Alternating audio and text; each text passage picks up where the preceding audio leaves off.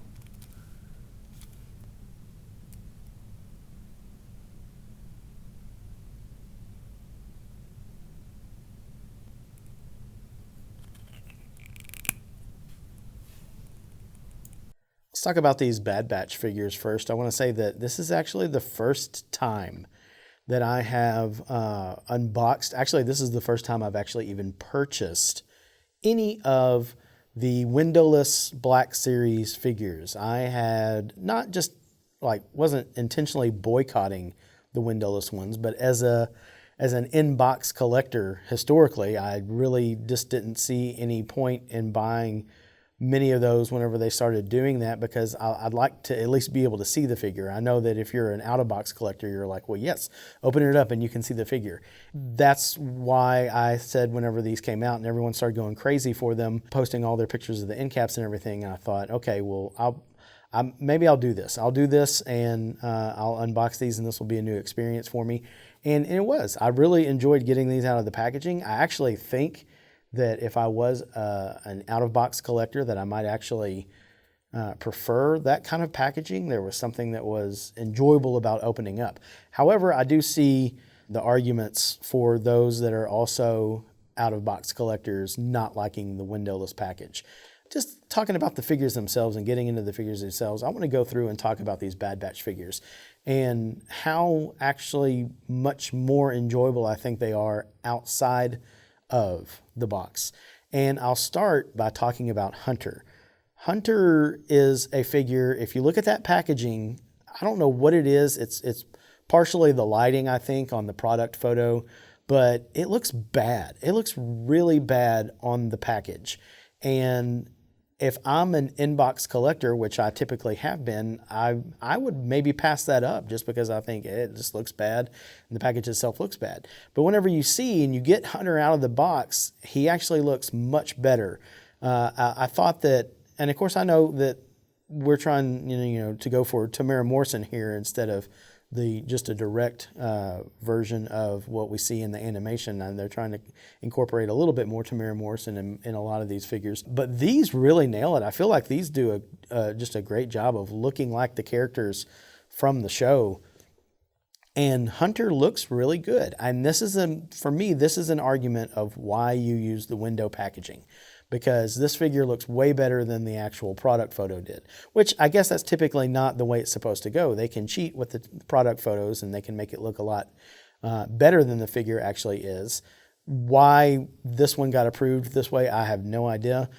Every one of the other ones seems to be pretty much on par with the way the product photo looks with the figure that's inside the box. They seem to match up really well. Hunter, like I said, I would have passed on this had I not been intending to do this video and opening up all of them. But the Hunter figure looks great. A lot better out of the box. Moving on, let me talk about probably my favorite figure. My favorite figure here today from the Bad Batch run has got to be Wrecker. I'm really surprised at that because Wrecker's not necessarily my favorite character. But Wrecker, this figure is so good. And the expression on his face, I really just feel like they nail the character. I do feel like Tech just told him that he gets to blow something up, and that's the expression on his face. It's so good. And I love that you can pose the figure too with the way that he often wears his helmet on the top of his head instead of directly over his face. I like the size of the figure. Obviously, he feels bigger. He doesn't feel quite as much bigger as he actually is in the animation compared to some of the other clones, but that's okay.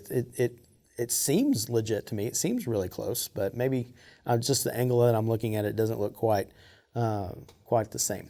Now, moving on to Tech, who is probably one of my favorite characters when it comes to their helmet and the way it looks. I like the way that the goggles are incorporated into the helmet.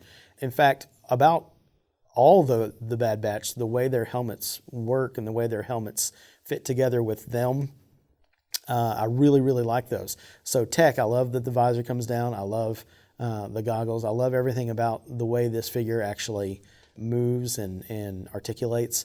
The color palette, if you look at the first wave, the first run of them, everyone's kind of that darker gray, and Tech has more of the brighter color. It's the same here. Everyone has kind of more of the pastels and the grays, whereas Tech has a little bit more of the white. And it looks really good. And it also makes that yellow just pops on his visor. and I really like this figure. I like the paint on it. I like a lot about it.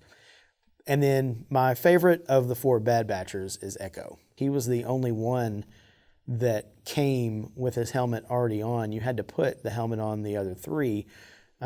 His helmet came on, and I'm glad that it did, because it made it easier to figure out how to put it back on whenever I took it off. Because I think that if they had left it off and then you had to just figure out how to put it on, it might have been a little bit more difficult to kind of really lock in there. So I think that worked in the way that it was packaged. I think I had a little bit more difficult time posing Echo than I did the others. He is standing, but his left hand doesn't have a trigger finger. You can't really put a finger through the trigger of the blaster that he's holding, so it doesn't quite position the way that I would want it to. All the other ones, of course, maybe this is because it's a left hand and they have a left hand mold and they don't usually have a trigger finger out on the left hand mold. Maybe that's what it is, because obviously he doesn't have a right hand because he has the tools that he has mounted. So I like this Echo. I'm glad I have it. I will say this. As I was looking for these 7 figures from the end cap, a friend of mine called and he found from a Walmart very near me, all of them except for Hunter and for Fives. And he picked up for me because I wasn't really sure I was going to do anything with them other than just collect them. He got me the Echo and he got the Commander Jesse for me. And so I had those 2, and then I went back up there later to the same Walmart and I decided, you know what, I'm going to try and do a video with these if I can find all of them. But I didn't have much hope of finding all of them because I just seen so many stories from people that just couldn't find any of them. And basically how every time they find one, it's usually missing Fives or Hunter or both, and then some of the others. At my Walmart today, still to this very day that I'm recording this video, there are still the other 3 Echoes on that end cap. There's 1 Wrecker and 1 Tech, and everything else is gone.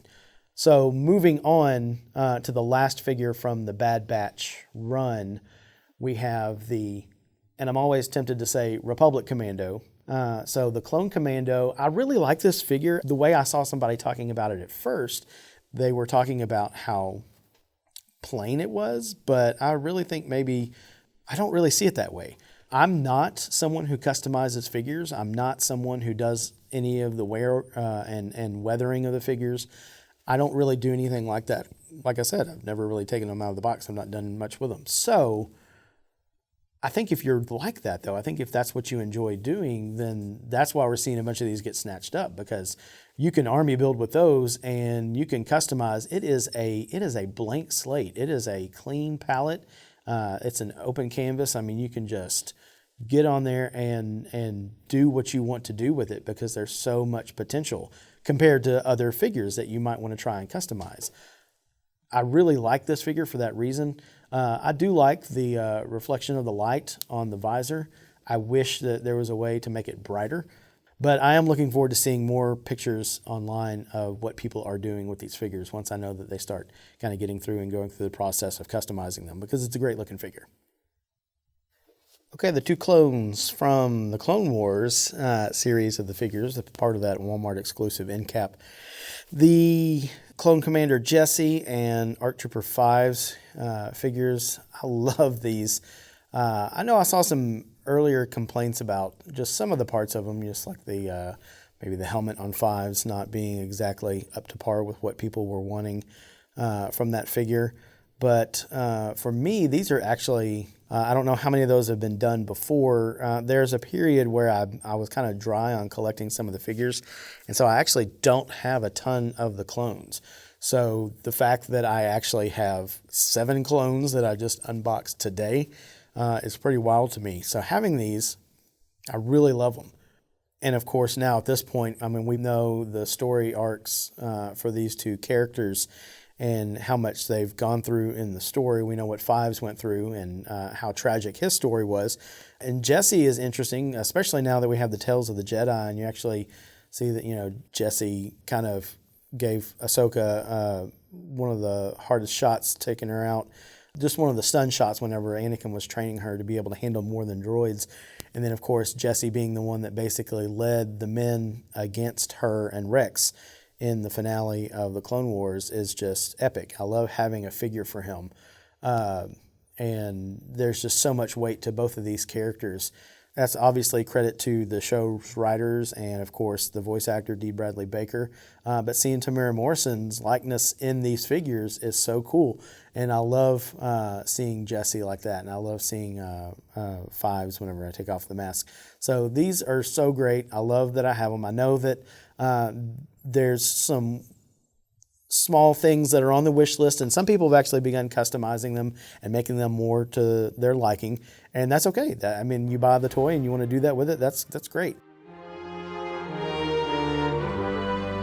Tell me in the comments, what is your favorite kind of trooper? Is it a clone trooper or is it a stormtrooper? Are you clone trooper camp, stormtrooper camp? I'm personally clone trooper camp, or maybe you're a first order stormtrooper camp. Let us know. That's it for these Walmart exclusive Black Series Bad Batch and Clone Wars figures. Were you successful in finding any of your own? Let me know in the comments. Share your experience with the hunt and let me know how you would rank this batch of figures. Thanks to all of our subscribers, and if you haven't done so yet, please help us out by subscribing today. Thanks for watching.